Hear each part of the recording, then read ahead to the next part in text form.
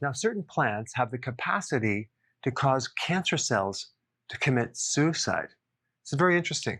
So you may have heard of sulforaphane, which is a phytonutrient that's in broccoli sprouts, broccoli, cauliflower, kale, Brussels sprouts, cabbage, bok choy, and other cruciferous vegetables.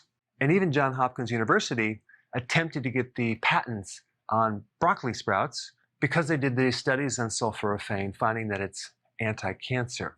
So the question is, if these phytonutrients like sulforaphane have the ability to cause cancer cells to commit suicide, do they do the same thing with our cells? Okay. Well, I'm going to show you a specific section of the study that talks about this concept.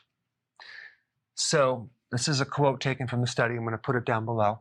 Okay, sulforaphane selectively inhibited HDAC activity. Now, what is that? Well, HDAC activity is really just an enzyme that affects the DNA stability, causing the DNA to be very unstable in a cell. Okay? And induced, which means triggered, P21 expression. Now, what the heck does P21 expression mean? That means apoptosis. This is a term that describes a cell committing suicide.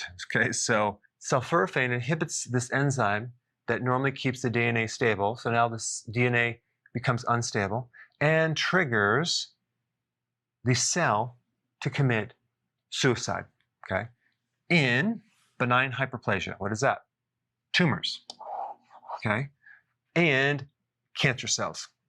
While it only caused a transient, which is kind of not a long-term thing, it's a short-term type thing, decrease in HDAC activity, and did not affect the P21 expression in normal cells. And this is why they said selectively.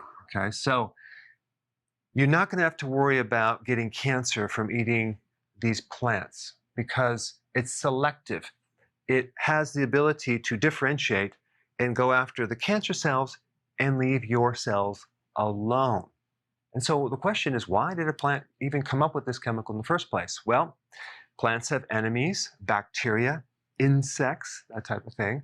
So that's the defense mechanism. And so it's pretty safe for our bodies unless you have some gut damage where there's leaky gut, for example. But if you don't have gut issues, I would highly recommend having some of these foods on a regular basis, as they have a huge benefit of selectively causing the cancer cell to commit suicide.